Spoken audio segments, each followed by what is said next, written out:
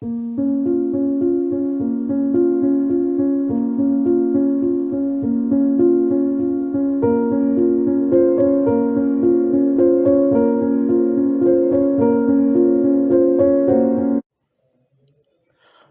final da sua vida, tendo dado 612 mandamentos aos israelitas, a mando de Deus, Moisés é instruído a dar-lhes o último, o mandamento de número 613.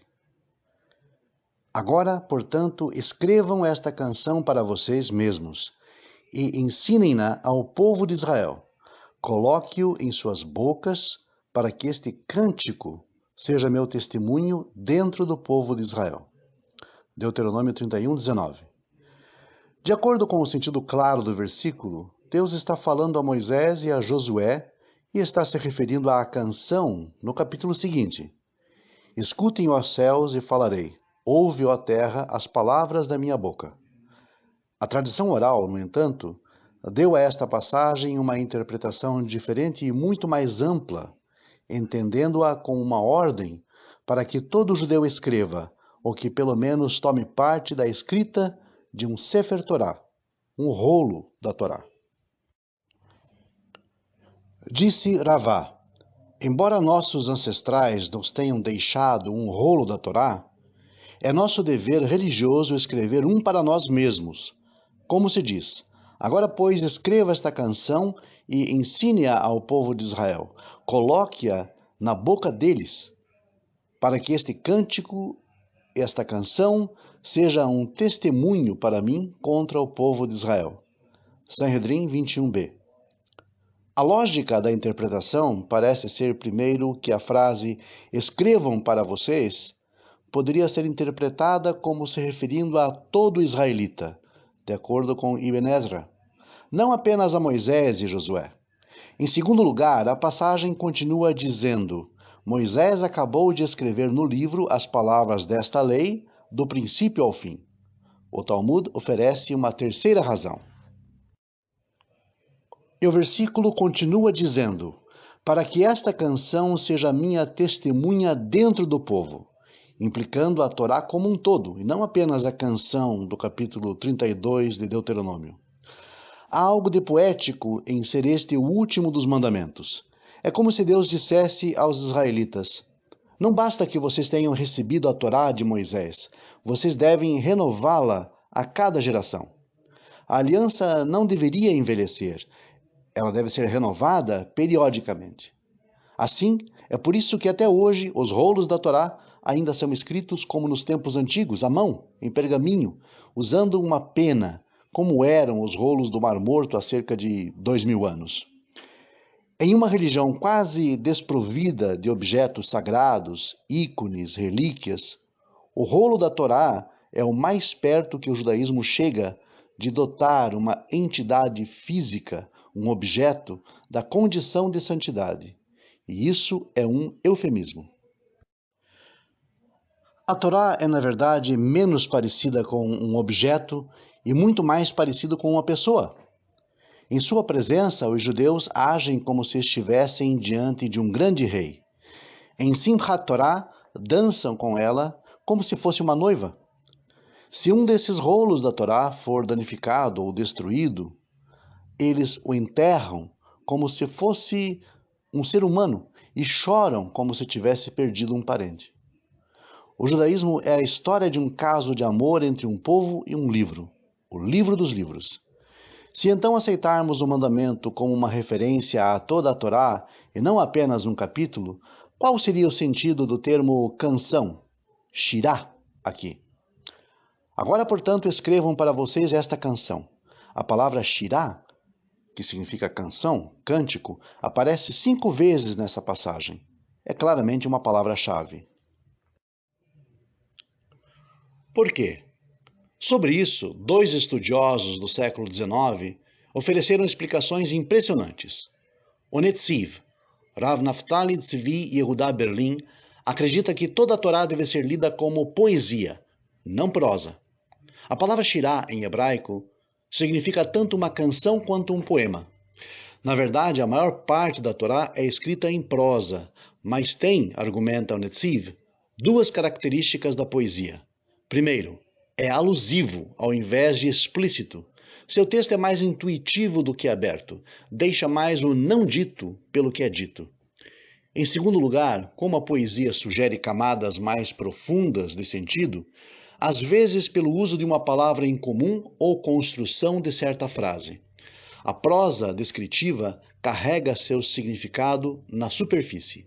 A Torá, como poesia, não o faz. Nesta visão brilhante, o Netziv antecipa um dos grandes ensaios do século XX sobre a prosa bíblica, A Cicatriz de Odisseu, de Erich Auerbach. Auerbach contrasta o estilo narrativo do Gênesis com o de Homero. Homero usa descrições incrivelmente detalhadas para que cada cena seja representada pictoricamente como se banhada pela luz do sol. Em contraste, a narrativa bíblica é econômica e discreta. No exemplo citado por Auerbach, a história da amarração de Isaac, não sabemos como são os personagens principais, o que estão sentindo, o que estão vestindo e por quais paisagens estão passando. Apenas os pontos decisivos da narrativa são enfatizados na Torá. O que existe entre esses pontos decisivos, entre um ponto e outro, simplesmente não é tratado, é indefinido e exige interpretação. Pensamentos e sentimentos dos personagens permanecem não expressos, apenas sugeridos, inferidos pelo silêncio e pelos discursos fragmentários. O todo permeado do suspense mais constante e voltado para um único objetivo. A história intermediária permanece misteriosa e repleta de antecedentes. Um aspecto completamente diferente é mencionado pelo Rabi Yehiel Michal Epstein, autor do código halárrico Aruch HaShulchan. Epstein aponta que a literatura rabínica está cheia de argumentos sobre os quais os sábios disseram: estas e aquelas são as palavras do Deus vivo.